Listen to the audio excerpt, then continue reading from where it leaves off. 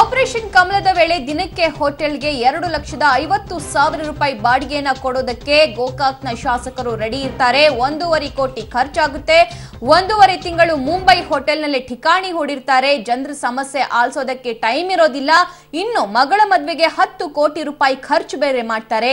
ಇದು ಆಪರೇಷನ್ ಕಮಲದಲ್ಲಿ ಕೋಟಿ ಹಿಂದೆ ಬಿದ್ದಿದ್ದ ಸಾಹುಕಾರನ ಕಥೆ. ಇಷ್ಟೆಲ್ಲ ಖರ್ಚು ಮಾಡಿರುವಂತಹ ಶಾಸಕ ರಮೇಶ್ ಜಾರಕಿಹೊಳಿ ಬಳಿ ಸಕ್ಕರೆ ಕಾರ್ಖಾನೆಗೆ ಕಬ್ಬು ಸುರಿದ ರೈತರಿಗೆ 5 ಕೋಟಿ ರೂಪಾಯಿ ಬಾಕಿ ಉಳಿಸಿಕೊಂಡಿದ್ದಾರೆ. ಆ ಬಾಕಿ ಉಳಿಸಿಕೊಂಡಿರುವಂತಹ ಹಣವನ್ನ ನೀಡೋದಕ್ಕೆ ಹಣ ಇಲ್ಲ. 15 ದಿನಗಳ ಹಿಂದೆಯಷ್ಟೇ ಕಬ್ಬು ಬೆಳೆಗಾರರು ಅಹೋರಾತ್ರಿ ಧರಣಿ ನಡೆಸಿದ್ರು. ಆಪರೇಷನ್ ಕಮಲ ಹಿಂದೆ ಬಿದ್ದ ಸಾಹುಕಾರನ ಬಳಿ ಕಾಸಿಲ್ವಾ ಅಂತ ಇದೀಗ ರೊಚ್ಚಿಗೆದ್ದು ಪ್ರತಿಭಟನೆ ಮಾಡ್ತಿದ್ದಾರೆ.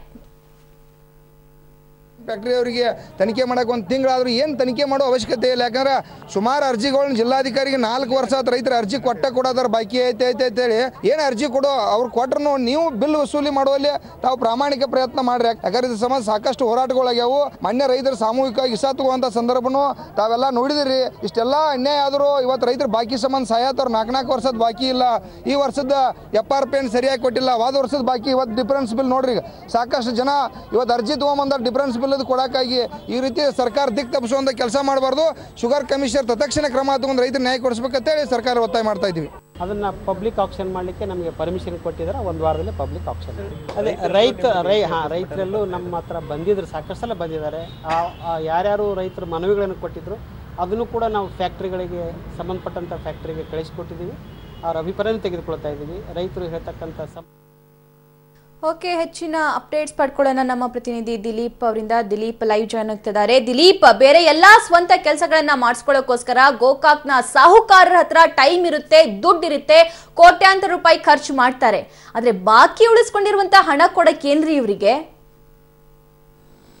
ಸಭಾ ಏನಂತಂದ್ರೆ ಮುಖ್ಯವಾಗಿ ಬಹಳಷ್ಟು ಶುಗರ್ ಕಾರ್ಖಾನೆಗಳು, ಸಕ್ಕರೆ ಕಾರ್ಖಾನೆಗಳು ಕೂಡ ಬಾಕಿ ಇರುವಂಥದ್ದು. ಆದ್ರೆ ಇದು ನಂದೇನು ಹೊಸದಲ್ಲ ಅಂತ ಹೇಳ್ತಾರೆ. ಯಾಕೆ ಅಂತಂದ್ರೆ ಇಲ್ಲಿ ಶುಗರ್ ಅನ್ನ ಮಾರಬೇಕು, ಅದಾದ ನಂತರ ದುಡ್ಡು ಬಂದ ನಂತರ ಏನಂತಾರೆ ರೈತರ ಹಣವನ್ನು ನೀಡ್ತೀವಿ ಅಂತ ಹೇಳ್ತಾರೆ. ಆದ್ರೂ ಎಷ್ಟಕ್ಕೂ ಏನಂತಂದ್ರೆ ಈ ರೈತರ ಗೋಳು ಕೇಳೋರಿಲ್ಲ ಅಂತ ಆಗಿದ್ದಾರೆ. ಇವು ಮುಖ್ಯವಾಗಿ ಏನಂತಂದ್ರೆ ಬೆಳಗಾವಿ ಜಿಲ್ಲಾಧಿಕಾರಿಗಳು ಇದರ ಮುತುವರ್ಜಿ ವಹಿಸಿ ಎಲ್ಲರೂ ಕೂಡ ಹಣ ಕೊಡಬೇಕಾಗತ್ತೆ. ಯಾಕಂತಂದ್ರೆ ಶುಗರ್ ಕಮಿಷನ್, ಶುಗರ್ ಕೇನೆಲ್ಲೂ ಕೂಡ ಮೀಟಿಂಗ್ ಮಾಡ್ತಾರೆ ಜಿಲ್ಲಾಧಿಕಾರಿಗಳು. ಆದಷ್ಟು ಬೇಗ ಕೊಡಿಸ್ತೀನಿ ಅಂತ ಹೇಳ್ತಾರೆ. ಆದ್ರೆ ಇದುವರೆಗೆ ಯಾವುದೇ ನೋಟಿಸ್ ಮೇಲೆ ನೋಟಿಸ್ ಕೊಟ್ಟರು ಕೂಡ ಯಾವುದೇ ಶುಗರ್ ಫ್ಯಾಕ್ಟರಿ ಇರೋ ಕ್ಯಾರ ಅಂತೇಳಿ. ಇದಕ್ಕೆಲ್ಲ ಮುಖ್ಯವಾಗಿ ಕಾರಣ ಏನಂತಂದ್ರೆ ಶುಗರ್ ಲಾಬಿ, ಬೆಳಗಾವಿಯಲ್ಲಿ ಶುಗರ್ ಲಾಬಿ ಹೆಚ್ಚಾಗಿರುವಂತದ್ದು. ಸಭಾ ಓಕೆ, ಈ ಸಾಹುಕಾರರ ಹತ್ರ 5 ಕೋಟಿ ಹಣ ಇಲ್ಲ ಅಂತ ಅಲ್ಲ ದಿಲೀಪ್, ಆರಾಮಾಗಿ ಕೊಡ್ಬೋದು. ಅವರು ರೈತರಿಗೆ ತಲುಪುತ್ತೆ.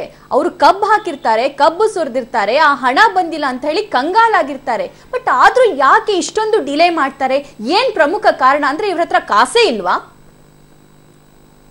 ಪ್ರಮುಖವಾಗಿ ಕಾರಣ ಏನಂತಂದ್ರೆ ಸಭಾ ಇಲ್ಲಿ ಏನಂತಾರೆ ಈ ಒಂದು ಸಕ್ಕರೆಯನ್ನು ಸೇಲ್ ಮಾಡ್ತಾರೆ. ಅದಕ್ಕಿಂತ ಮುಂಚಿತವಾಗಿ ಏನು ಕಬ್ಬನ್ನು ತೊಗೊಂಡಿರ್ತಾರೆ. ಕಬ್ಬನ್ನು ತೊಗೊಂಡು 1ನೇ ಬಿಲ್ಲು, 2ನೇ ಬಿಲ್ಲು, 3ನೇ ಬಿಲ್ ಅಂತ ಮಾಡಿರ್ತಾರೆ. ಆದ್ರೆ 2ನೇ ಬಿಲ್, 3ನೇ ಬಿಲ್ ಕೊಡುವಾಗ ತಡ ಮಾಡ್ತಾರೆ. ಯಾಕಂತಂದ್ರೆ ಈ ಸಕ್ಕರೆ ಮಾರಾಟ ಆಗಬೇಕು. ಮಾರಾಟ ಆದ ನಂತರ ಏನಂತಂದ್ರೆ ಸಕ್ಕರೆ ಕಾರ್ಖಾನೆಗೆ ಹಣ ಬರಬೇಕು. ಅದ ನಂತರ ಏನಂತಾರೆ ನಾವು ಪೇಮೆಂಟ್ ಮಾಡ್ತೀವಿ ಅಂತ ಒಂದ್ ಕಡೆ ಹೇಳ್ತಾರೆ. ಆದ್ರೆ ಸರ್ಕಾರಗಳು ಹೇಳ್ತಾ ಏನಂತಾರೆ ತಕ್ಷಣ ಪೇಮೆಂಟ್ ಮಾಡಬೇಕು, ಎಕ್ಸ್ ಗೇಟ್ ಎಕ್ಸ್ ಪೀರಿಯಡ್ ಅಂತ ಏನಿರುತ್ತೆ ಅಲ್ಲೇನೆ ಹೊಲದಲ್ಲೇನೆ ಪೇಮೆಂಟ್ ಮಾಡ್ಬೇಕಂತ ಒಂದು. ಇನ್ನೊಂದು ಕಡೆ ಏನಂತಾರೆ ಗೇಟಿಗೆ ಬಂತಂದ್ರೆ ಪೇಮೆಂಟ್ ಮಾಡ್ಬೇಕು ಅಂತ ಹೇಳ್ತಾರೆ. ಆದ್ರೆ ಎಲ್ಲವೂ ಕೂಡ ಏನಂತಂದ್ರೆ ಈ ಒಂದು ಶುಗರ್ ಏನು ಲಾ ಆಗಬೇಕಾಗಿದೆ, ಆ ಶುಗರ್ ಲಾ ಆದ ನಂತರ ಅಷ್ಟೇ ಇವೆಲ್ಲ ಕೂಡ ಫಾಲೋ ಅಪ್ ಆಗುವಂತದ್ದು. ಸಭಾ ಓಕೆ ದಿಲೀಪ್, ಥ್ಯಾಂಕ್ ಯು ನಿಮ್ಮೆಲ್ಲ ಲೈವ್ ಅಪ್ಡೇಟ್ಸ್ಗೆ. ಇವಾಗ ರೈತ ಪರ ಹೋರಾಟಗಾರ್ತಿಯಾಗಿರುವಂತಹ ಜಯಶ್ರೀ ಅವರು ನಮ್ಮೊಂದಿಗೆ ದೂರವಾಣಿ ಸಂಪರ್ಕದಲ್ಲಿದ್ದಾರೆ. ನಮಸ್ತೆ ಜಯಶ್ರೀ ಅವರೇ. ನಮಸ್ಕಾರ ಮೇಡಮ್. ಸುಮಾರು 15 ದಿನದಿಂದ ಪ್ರತಿಭಟನೆ ಮಾಡ್ತಿದ್ದೀರಿ, ಧರಣಿ ಮಾಡ್ತಿದ್ದೀರಿ. ಯಾವಾಗ ಕೊಡ್ತಾರ ದುಡ್ಡು? ಮೇಡಮ್, ನಾವು ಅನಿರ್ದಿಷ್ಟ ಅಹೋರಾತ್ರಿ ಹೋರಾಟಗಳನ್ನ ಮಾಡ್ಕೊಂತ ಬರಾಕತ್ತ ಸುಮಾರು 4 ವರ್ಷದಿಂದ ಮಾಡ್ತಾ ಇದೀವಿ. ನಮ್ಮ ಬಾಕಿ ಬಿಲ್ ನ ಕೊಡ್ರಿ ಅಂತ ಹೇಳಿ ನಾವು ರಮೇಶ್ ಜಾರಕಿಹೊಳಿ ಸಾಹೇಬ್ರಿಗೂ ಕೇಳಿದ್ವಿ, ಅವ್ರಿಗೂ ಮನವಿ ಮಾಡಿದ್ವಿ. ಆದ್ರೆ ಇನ್ನೂವರೆಗೆ ರೈತರು ಒಂದು DC ಕಚೇರಿ ಮುಂಭಾಗದಲ್ಲಿ ಬಂದು ವಿಷದ ಬಾಟ್ಲಿ ಹಿಡ್ಕೊಂಡು ಬರುವಂತ ಪರಿಸ್ಥಿತಿಗೆ ತಗೊಂಡ್ ಬಂದಿದ್ದಾರೆ. ಇದಾಗಬಾರ್ದು.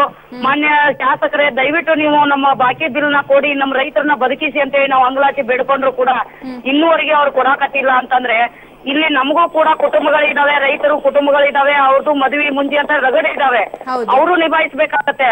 ಆದ್ರೆ ಇವರು ಸಾಹೇಬ್ರು ಯಾಕೋ ಮನಸ್ಸು ಮಾಡ್ತಾ ಇಲ್ಲ, ರೈತರಿಗೆ ಏನ್ ಕೊಡಬಾರ್ದು ಅನ್ನೋ ಉದ್ದೇಶ ಇಟ್ಕೊಂಡು ಹಿಂಗ್ ಮಾಡ್ತಾ ಇದಾರೋ ಗೊತ್ತಿಲ್ಲ ಮೇಡಮ್. ಅಲ್ಲ, ತಮ್ಮ ಸ್ವಂತ ಕೆಲ್ಸಕ್ಕೋಸ್ಕರ ಕೋಟ್ಯಾಂತರ ರೂಪಾಯಿ ಖರ್ಚು ಮಾಡ್ತಾರೆ. ಆದ್ರೆ ರೈತರಿಗೆ ಕೊಡಕ್ಕೇನು ಬಾಕಿ ಉಳಿಸ್ಕೊಂಡಿರುವಂತ ದುಡ್ಡು ಅದನ್ನೇ ಬಂದಿರೋದು ಮೇಡಮ್. ನಾವು ಪುಕ್ಸಟ್ಟಿ ಯಾರನ್ನೂ ಕೇಳ್ತಾ ಇಲ್ಲ. ನಾವು ನಿಮಗ್ ಕಬ್ಬು ಕಳ್ಸಿದೀವಿ ಸರ್, ನೀವು ನಮ್ಮನ್ನ ದುಡ್ಡು ಕೊಡಿ.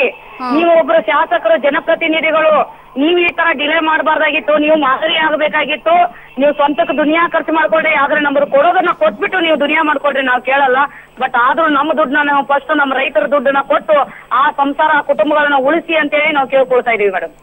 ಓಕೆ ಜಯಶ್ರೀ ಅವರೇ, ಕಾದು ನೋಡೋಣ. ನಾವು ತೋರಿಸಿದೀವಿ ಯಾವಾಗ ಕೊಡ್ತಾರೆ ಅಂತ ದುಡ್ಡನ್ನ. ಥ್ಯಾಂಕ್ ಯು ನಿಮ್ಮೆಲ್ಲ ಇಷ್ಟೊತ್ತು ಪಬ್ಲಿಕ್ ಟಿವಿ ಜೊತೆ ಮಾತಾಡಿದ್ದಕ್ಕೆ.